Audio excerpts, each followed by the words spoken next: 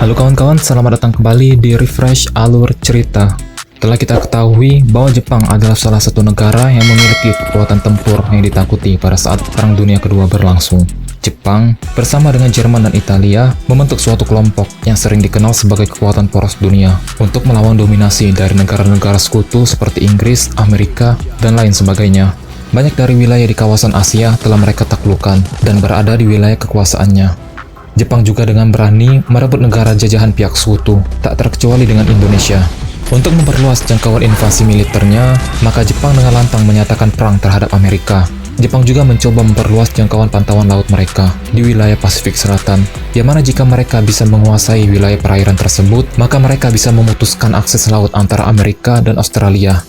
Di film yang rilis pada tahun 1998 ini, mengisahkan tentang sekelompok prajurit muda yang tergabung dalam pasukan Kompi Charlie yang terpaksa mengamankan suatu pulau di wilayah Kepulauan Solomon, tepatnya di Pulau Guadalcanal, dari kedudukan pasukan Kekaisaran Jepang. Film ini berjudul The Thin Red Line. Banyak hal yang menarik yang disuguhkan dalam film ini, mulai dari intrik perselisihan antara prajurit dan atasannya, rasa persaudaraan yang terbentuk akibat peperangan yang terjadi, dan lain sebagainya. So, bagaimana kelanjutan dari film ini?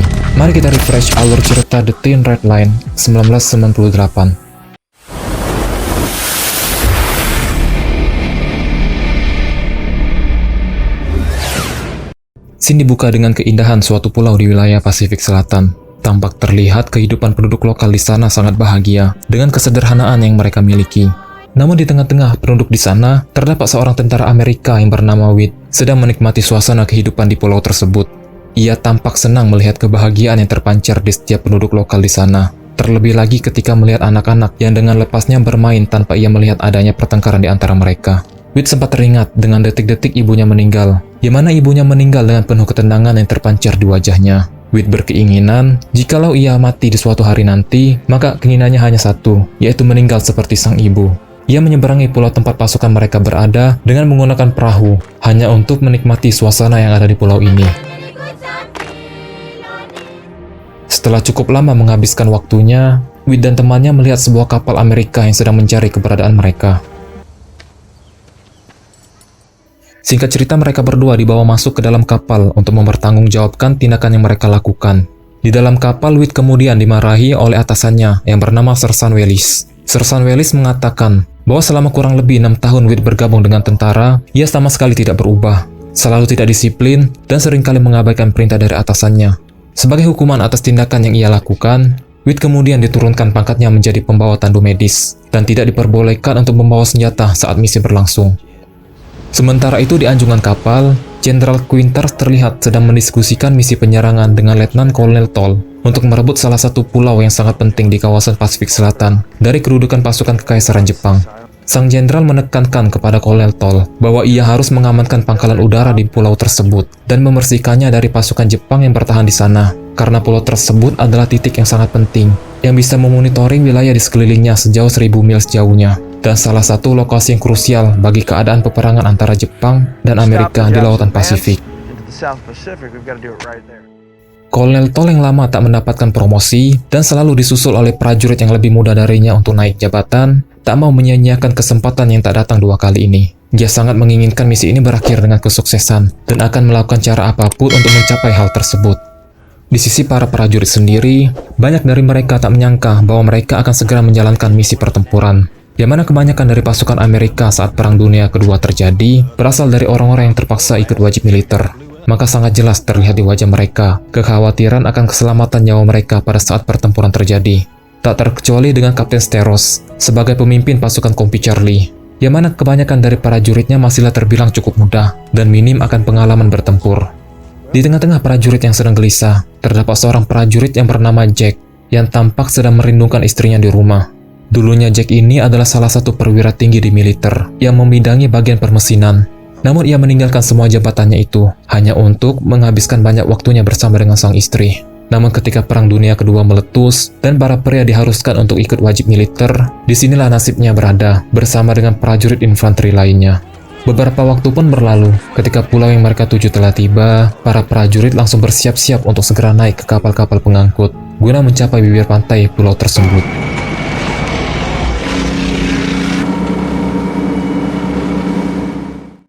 Ketika pasukan Kapten Steros telah berada di pulau itu, mereka pun segera dibawa menuju camp militer yang telah didirikan.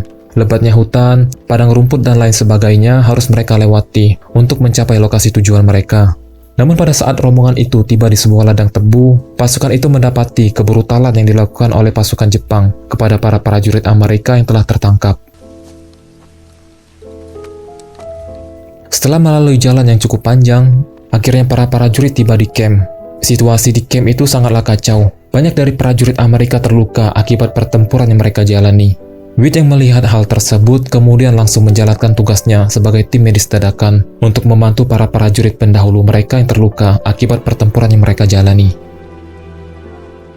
Sedangkan di sisi yang berbeda, Jenderal Toll yang tak kunjung mendapatkan perlawanan dari pasukan Jepang lantas pergi ke atas bukit bersama dengan Kapten Steros dan pemimpin unit lainnya untuk melihat lokasi persembunyian prajurit Jepang yang diduga telah menguasai daerah perbukitan 210 yang sangat sentral.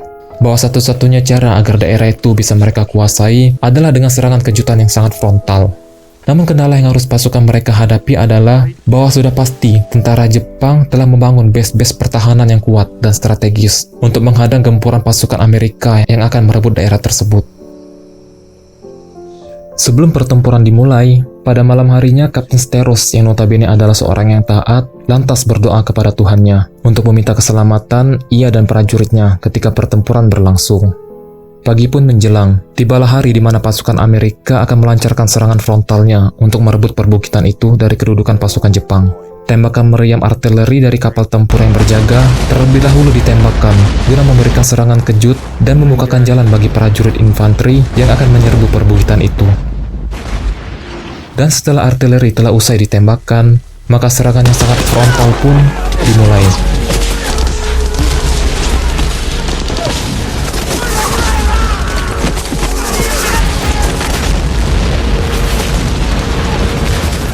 Satu persatu tembakan mortir dan peluru dimuntahkan oleh pasukan Jepang. Banyak dari prajurit Amerika yang berguguran akibat serangan itu. Bahkan mereka sendiri tidak tahu dari mana asal tembakan itu diluncurkan. Akan kondisi itulah, Kapten Steros memberikan perintah kepada unit tandu untuk segera menjemput prajurit yang terluka. Namun di sela-sela perintah dari sang kapten itu, Witt yang tergabung dalam unit tandu meminta izin kepada sang kapten agar ia bisa membawa senjatanya saat maju untuk menolong pasukan yang terluka. Dan Kapten Steros pun mengizinkan permintaan Witt tersebut untuk menjaga dirinya agar tetap hidup.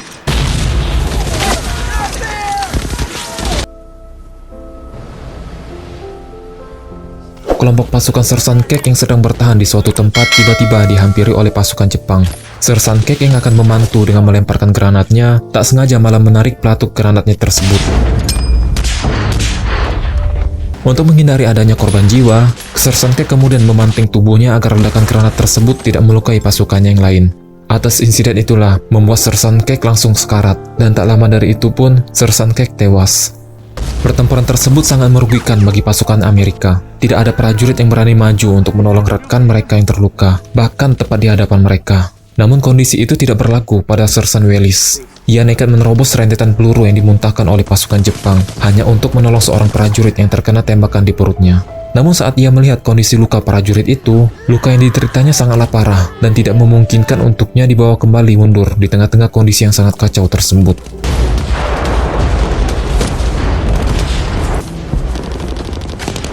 Desakan demi desakan juga dilontarkan oleh Kolonel Toll kepada Kapten Steros agar ia dan prajuritnya bisa segera menguasai Bukit 210 sebelum malam menjelang. Kolonel Toll tak peduli dengan seberapa banyak prajurit Amerika dikorbankan. Yang penting Bukit 210 tersebut bisa mereka kuasai secepatnya.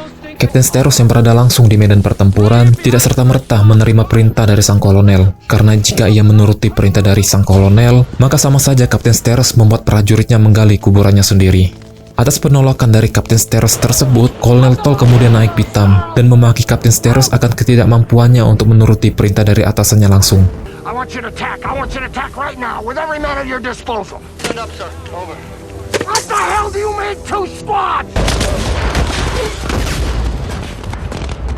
Tak sampai di situ, Kolonel Toll kemudian menuju langsung ke tempatnya Kapten Steros dan pasukannya berada untuk melihat situasi yang terjadi di sana. Namun kondisi yang ia lihat tidak seperti apa yang dijelaskan oleh sang kapten, dan kolonel tetap memaksa Kapten Steros untuk segera menyerbu bukit tersebut. Namun Kapten Steros yang sangat paham dengan kondisi peperangan dan kondisi mental prajuritnya tetap tidak merubah keputusannya. maka Kapten Steros pun memberikan saran kepada sang kolonel untuk mensiasati jatuhnya korban jiwa yang lebih banyak. Sang kapten telah mengirimkan sejumlah pasukannya untuk mengintai di sekitar perbukitan itu guna mencari letak lokasi senjata mesin dan bunker Jepang yang berada di sana. Pasukan pengintai tersebut diketuai oleh Jack Bell. Tak lama setelah rombongan mereka berhasil mengintai dan mengetahui lokasi senjata mesin serta bunker Jepang itu berada, maka Jack dan pasukannya kembali untuk memberikan informasi tersebut kepada sang kolonel. Dengan informasi dari Jack tersebut, maka Kolonel Toll membentuk unit serbu yang terdiri dari 7 orang prajurit dan dipimpin oleh Sersan John untuk menghancurkan bunker tentara Jepang tersebut.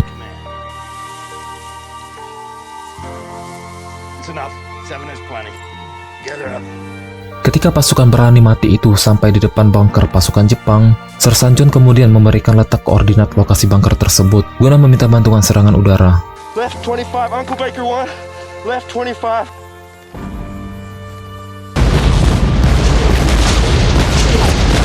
Ketika mereka akan memulai penyerangan itu, tiba-tiba pasukan Jepang menyerang mereka terlebih dahulu.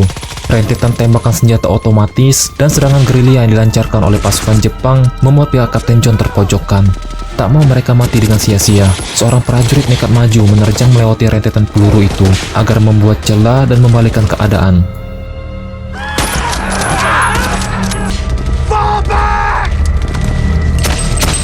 Dan benar aja, berkat keberanian seorang prajurit, maka seluruh pasukan Amerika yang ada di sana mampu menaklukkan pasukan Jepang yang berada di bukit itu.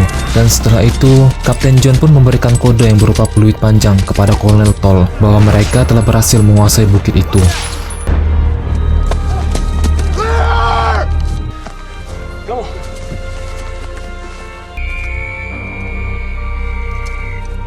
Atas pencapaiannya tersebut, Kolonel Toll kemudian menemui Kapten John untuk memberikan apresiasi atas pencapaiannya itu.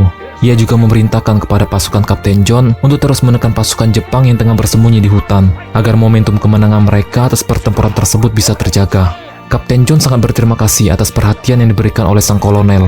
Namun ia menolak jikalau pasukannya tetap akan menyerang pasukan Jepang yang sedang bersembunyi. Karena masalah yang sedang dihadapi oleh pasukannya adalah rata-rata pasukannya saat ini sedang mengalami dehidrasi karena tidak mendapatkan persediaan air. Dan juga prajuritnya mulai kelelahan akibat pertempuran yang terjadi. Dengan rada sedikit kesal, maka mau tak mau Kolonel Toll mengikuti saran dari sang kapten agar seluruh pasukan bisa beristirahat sejenak. Ketika waktu istirahat telah usai, maka seluruh prajurit Amerika akan memulai penyerbuan terakhir mereka ke base pertahanan terakhir Jepang yang berada di dalam hutan. Peluru-peluru mulai dibagikan, dan bayonet pun mulai dipasangkan di masing-masing senjata tiap prajurit. Dan setelah persiapan telah usai, maka penyerbuan brutal sampai titik darah penghabisan antara pasukan Amerika dan pasukan Jepang dimulai kembali.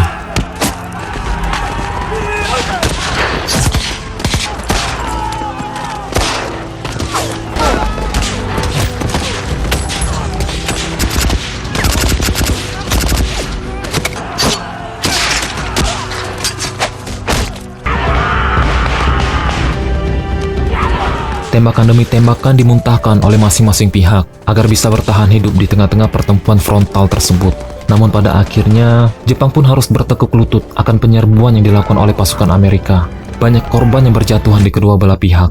Sangat terlihat di tempat itu kengerian yang terjadi akibat peperangan. Terlebih lagi bagi pasukan kekaisaran Jepang yang telah kalah. Banyak dari prajurit Jepang yang psikologisnya terganggu. Ada juga yang sedang menangisi kematian dari saudaranya, dan kengerian lain sebagainya.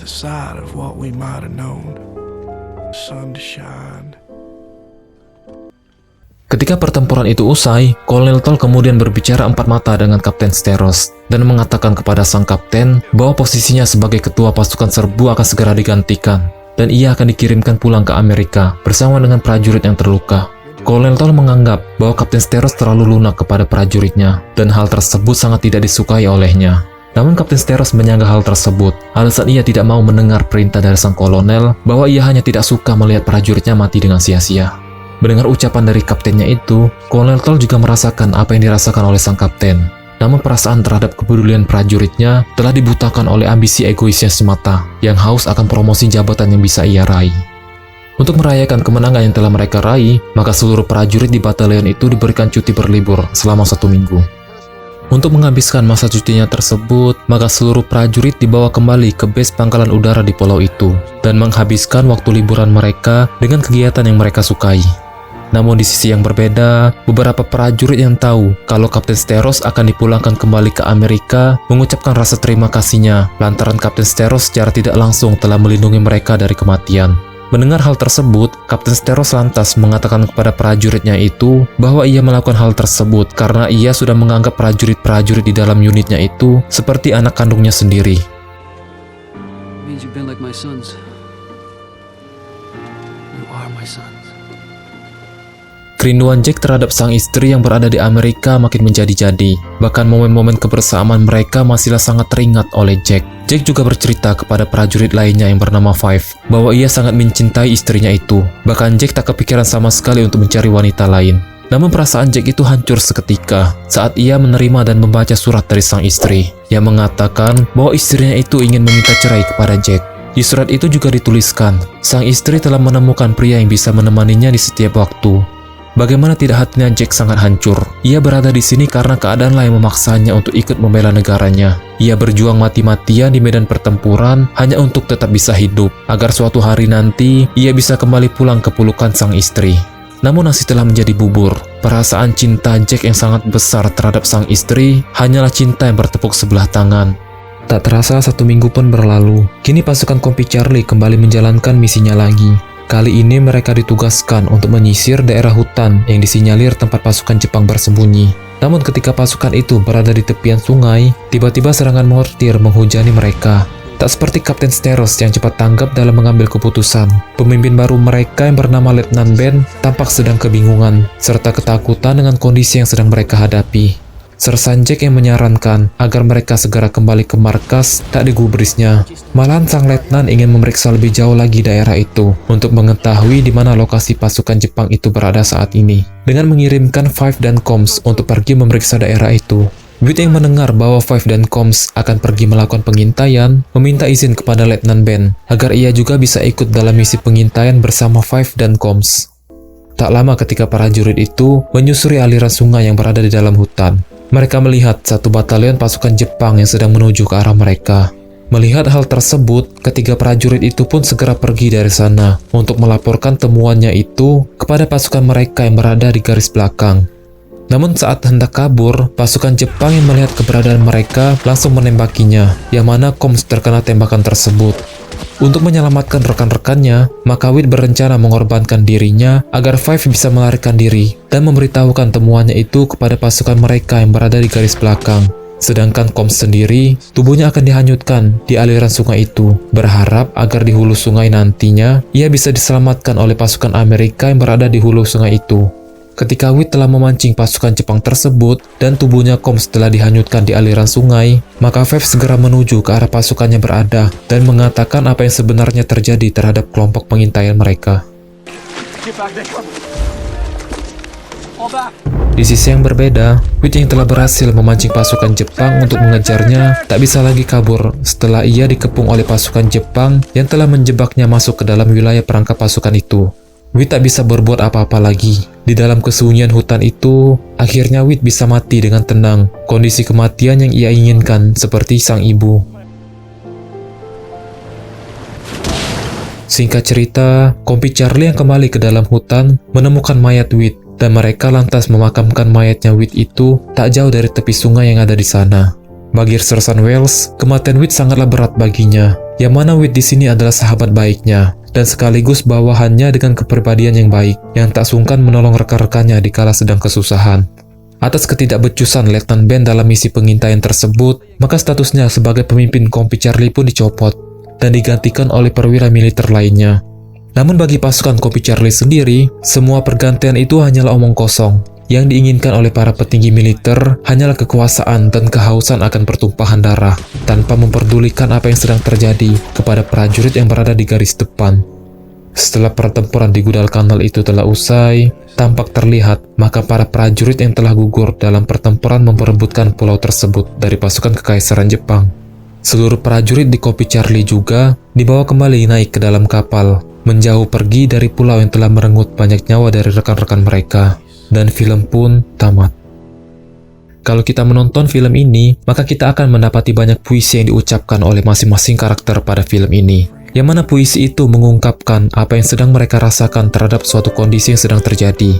Tak ada peran karakter yang sentral dalam film ini, yang membuat titik fokus penceritaan tak jelas akan dibawa kemana.